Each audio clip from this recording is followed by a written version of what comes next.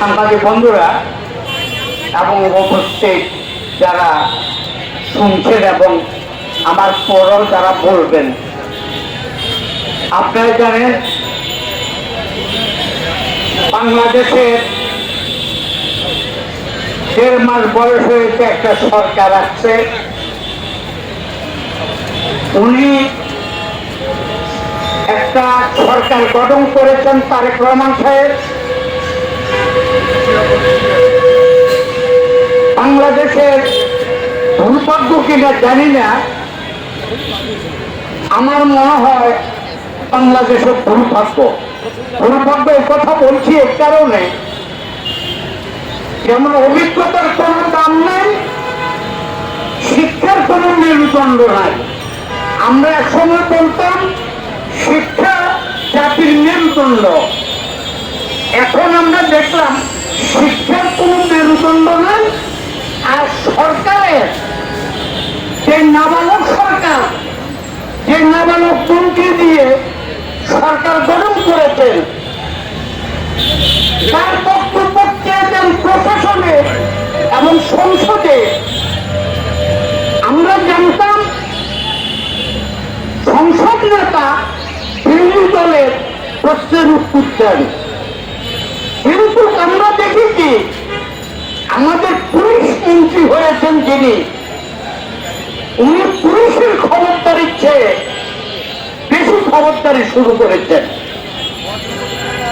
বাদ দেওয়ার ক্ষমতা নাই, ধাক্কা দেওয়ার ক্ষমতাটা উনার আছেন। এত কথা বলার বাবার দরকারটা কি?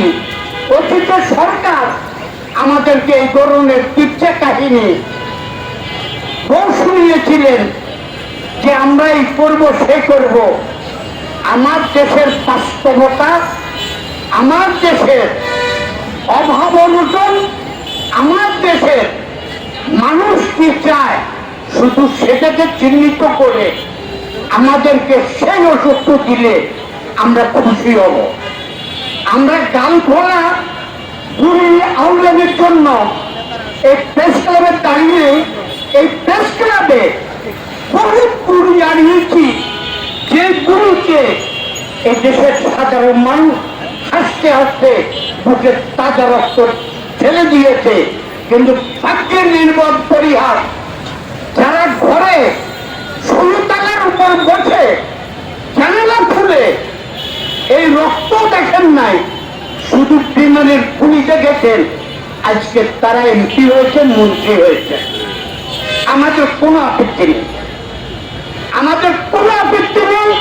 আমরা মন্ত্রী হতে চাই না, আমরা এমপি হতে চাই না।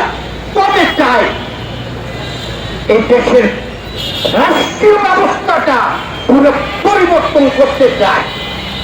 এই রাষ্ট্রীয় ব্যবস্থা যদি পরিবর্তন না হয়, এখানের মধ্যে মামুনুলক সাহেবরা যদি প্রধানমন্ত্রী করে, লাভের কিচ্ছু হবে না। সুরেকেরা 2-4টা বলবে, এটাই যথেষ্ট হবে। কিন্তু গরিব মানুষের, ছেলে কোনো মানুষের জীবনে কোনো পরিবর্তন হবে না।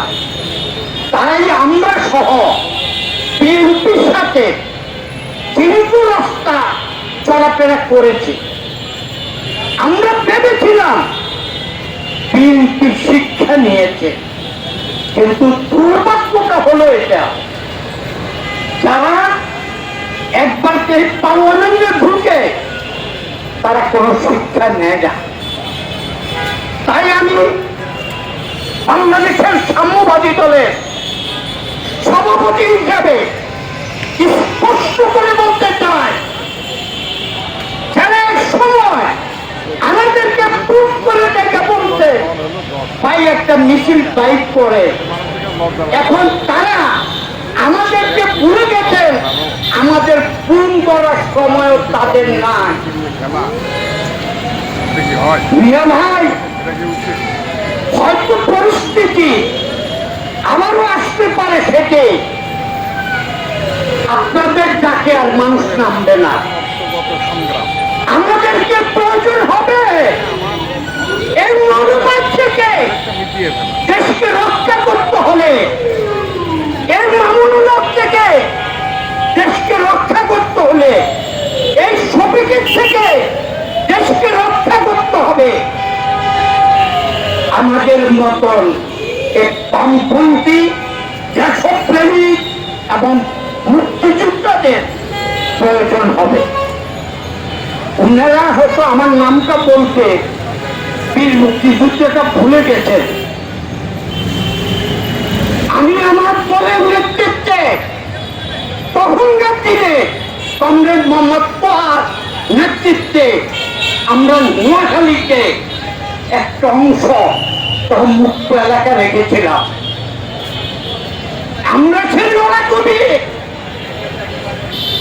এখানের মধ্যে পৃথিবীর ইতিহাসে জমির প্রস্তাবের সরকার যা পাল্টিছে, ভাষা আন্দোলনের কথা বলবে, 47-এর স্বাধীনতা, 71-এর যুদ্ধ, সবকিছুতে বামপন্থীদের রক্ত এবং বামপন্থীদের নেতৃত্ব।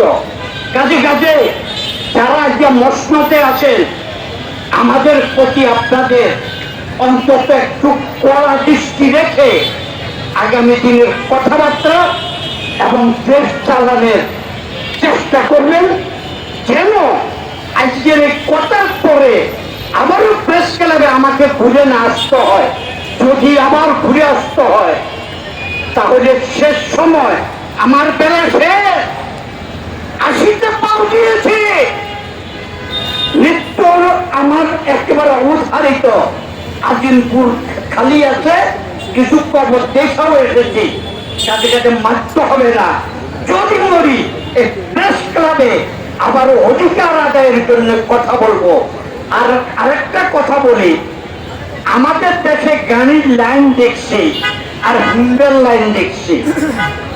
তেলের লাই ভাই, এই তেল সারা পৃথিবীতে মধ্যপ্রাচ্যের যুদ্ধে এই তেলের ক্রাইসিস চলছে। আমি হুন্ডা লাগো, প্রত্যেকের পরে 1 লিটার হলো তেল পাবেন। বোতল ভরে রাখছে, এ ভাই 1 লিটার তেল দিয়ে আপনার কি 1 বছর যাবে, 1 দিন যাবে? নিজের চরিত্রটা পাল্টাইতে হবে। আমি ভোক্তা যারা তাদেরকে বলতে চাই, সংযম হোক, আলোচনকে সুযোগ করে দেন, কৃষক যেন তেল পায় ফসল উৎপাদন করতে। না হলে এই যে গাড়ি চালাইয়া পেটের খিদে পানির মধ্যে মরবেন, কৃষি উৎপাদন হবে না। তাই আমি কৃষক এবং ছোট ছোট যে সমস্ত